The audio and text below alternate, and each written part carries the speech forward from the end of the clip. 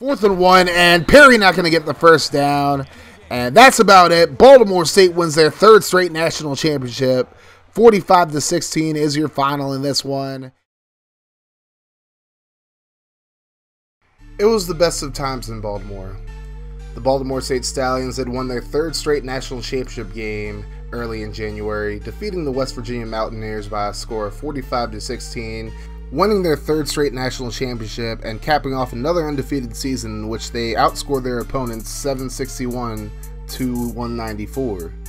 All seemed right with the world, and it looked like Baltimore State was going to head into next year with plenty of momentum to win their 4th straight national championship.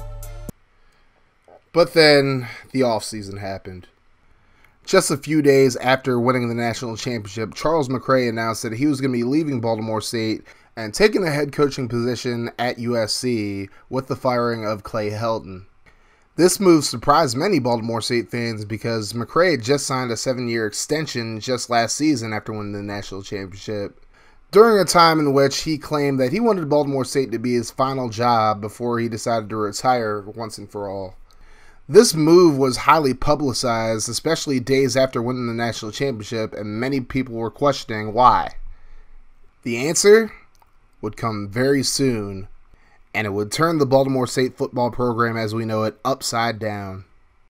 On March 8th, 2023, the NCAA had announced that it had concluded a private investigation because of a tip that they got from certain players who were recruited by Baltimore State but ended up going elsewhere.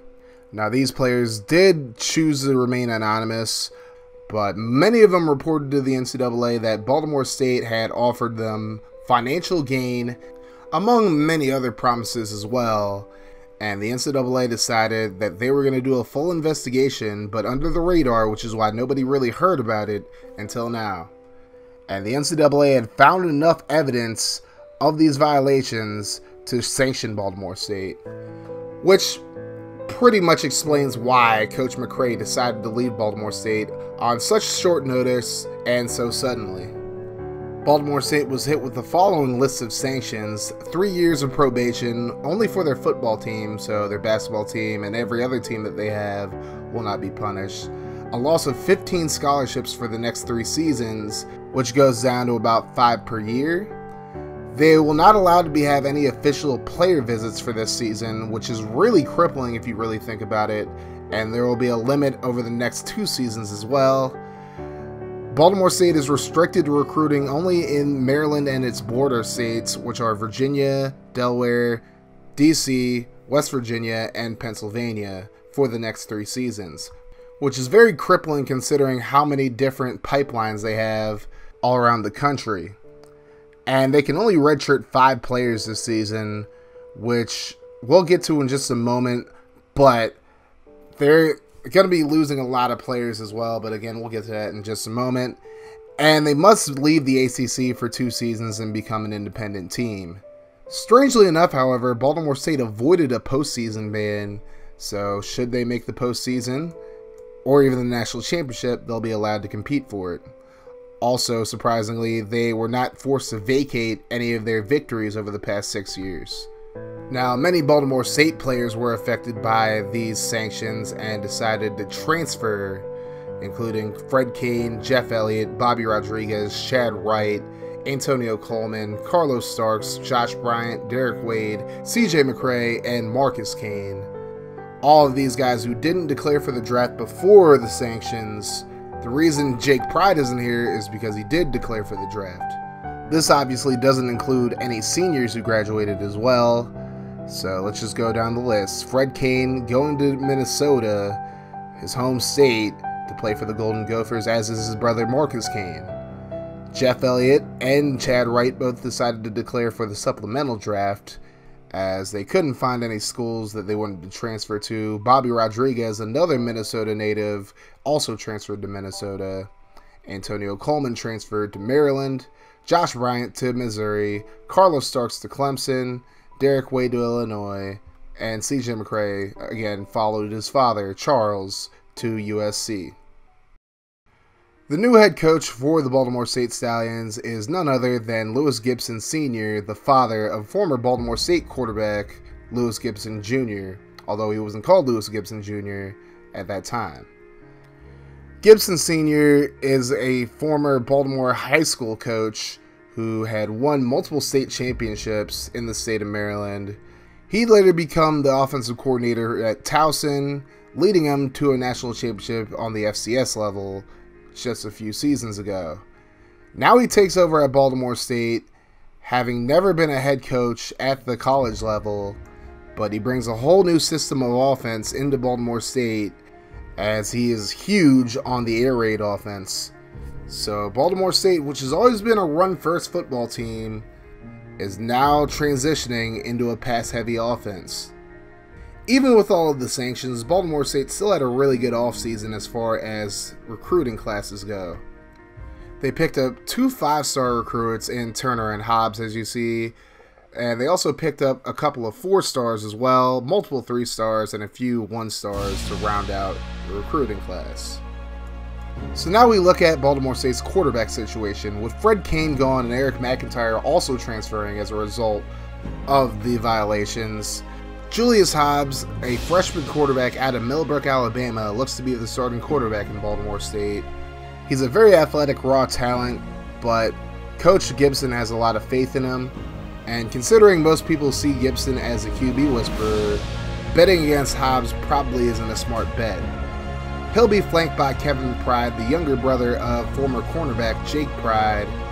He's 6'3", 213 pounds, but just not very athletic, which is probably why Gibson prefers Hobbs over Pride.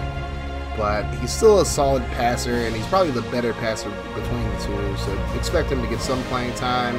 Then you have Chris Patton and Richard Garcia as the backups. The starting running back is Colin Mentor, heading into his sophomore year out of Mission Viejo, California, and he'll now be the starter at running back with Elliott and Rodriguez leaving. But in an air raid offense, I don't know how much Mentor will truly be used. His backups are Will Henley and Andrew Richards, who are both walk-ons. Matt Harris, another former walk-on, will be the starting fullback. At receiver, you got Jalen Morrison, who steps in as the starting receiver out of Reisterstown, Maryland. Behind him, you have Damian Rutledge and Dustin Scott as your top 3 receivers. Brady James is also there, as well as Tony Turner and Johnny Quayside. Zach Hobart still surprisingly on the roster, although Marcus Morgan is now gone, and former walk-on AJ Coleman's there as well. Jackson Leger still has the starting left tackle, but outside of him, the offensive line full of walk-ons and recruits who just aren't really up to snuff. This is going to be a very long season for Baltimore State offensively. At right end, you still have Tank Evans, and now the freshman Tony Garner is there as well. Quadarius Friday and Dimitri Copeland still at defensive tackle.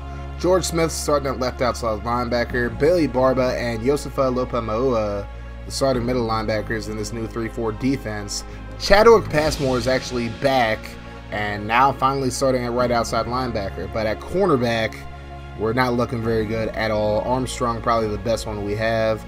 Roman Cinder moves to strong safety with Reggie Hallmiller as his backup, and Alex Ace will finally get a chance to start as strong safety. We still have Roderick Holloway as our kicker. William Morris is our punter with Rodiani Ferrioni as the backup and the emergency quarterback. So that's pretty much it, guys. Baltimore State, not in a good position, but it could have been a whole lot worse.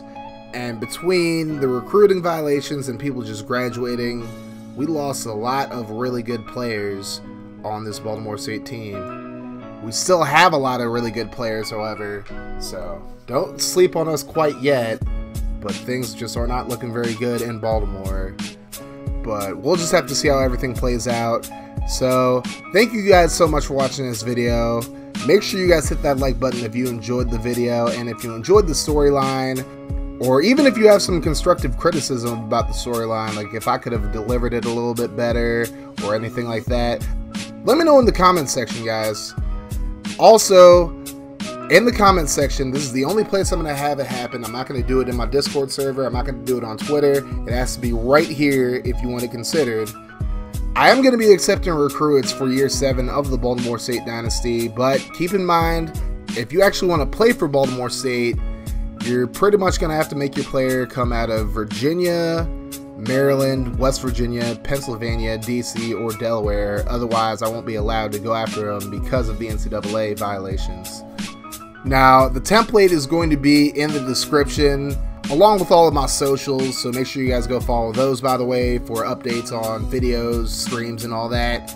But again, I gotta reiterate it one more time. Some of you guys aren't very good at following instructions. I'm not trying to be mean by saying that. I'm just being honest. But if you want to recruit it for year 7, you gotta post it in the comment section of this video. This video alone. If you posted any other video, I'm just probably gonna ignore it. So post it in this video. And since there is a limit on how many recruits I can take, I'll probably pick the top 10 or 15 that I think are interesting. And I would just say try not to recycle any name that you've used in any other series on YouTube, whether it's mine or not. Just try to be a little original with it. I'm not going to be too hard pressed about it if it's not super original, but at the same time, I know you guys are very creative. I know you guys are very smart. All of you are beautiful, smart people, like I always say. Even if you have to use like a name generator or something like that, do that. But the more realistic the name is, the more realistic the player is, the more likely I'm going to pick them. Also, if you guys want to pick a few teams for my schedule, then let me know who you guys want to see me play. I am going to play Maryland. I am going to play one of the 1AA teams as well, just to get warmed up with this new team. And I'm probably going to play a Conference USA opponent, which will be determined. I'll see if I can get Navy on the schedule. I've wanted to play Navy ever since the first season, but it's just like I could never schedule them for one reason or another. But let me know in the comment section who you guys want to see me play. Now, I would ask that you guys try not to suggest teams that I've played before. If you've been following along with the series, you guys have an idea of the type of teams that I've played against. But for the most part, as far as this season goes, I plan on playing a 1AA team at the beginning of the year. Then I'll play Maryland week 2. I'll play Virginia at some point, and then I'll play a Conference USA team at some point as well. But these suggestions you can actually put anywhere, whether you want to put them in Discord, on Twitter, or in this video, you can do that as well. The only reason I'm strict on recruits being in this video is just for purposes of staying organized in that regard, because it's really hard to lose count of whose recruit is who and where they're all going and whatnot. But just help me help you, pretty much, guys, is all I'm asking. But anyways, thank you guys so much for watching this video. Once again, if you enjoyed this video, make sure you guys hit that like button, hit the sub button if you're new as well. Also, hit that notification bell to join the notification gang. And if you guys like what I do in the channel and you want to support me in a more personal way, definitely consider becoming a patron. The link's going to be in the description below as always. Big shout out to all my current patrons: Franchise Gaming, V-Dub Productions, Colin Mentor, and Joshua Fernold. And a big shout out to my Twitch sub, C-Codis. There are a lot of benefits to becoming a patron, and even $1 a month helps me out exponentially. But again, any patronage or donations I get, they're never required for me to do what I do, but I always appreciate them very much. I just appreciate the fact that you guys come out and watch these videos. You guys are awesome. And that's going to do it for me, guys. You have yourselves a wonderful rest of your day and night whenever you're watching this. And like I always say, guys, no matter what happens, make sure you keep that mofo rolling. And I'm out of here. Deuces. God, they tryna turn me to a monster. Every year I'm a conquer. Okay, see, I bring the thunder. Walking in humble, Ali Muhammad. Sting you like Bumble. Running with pride, 10 over. I still with bliss. I don't fumble blind.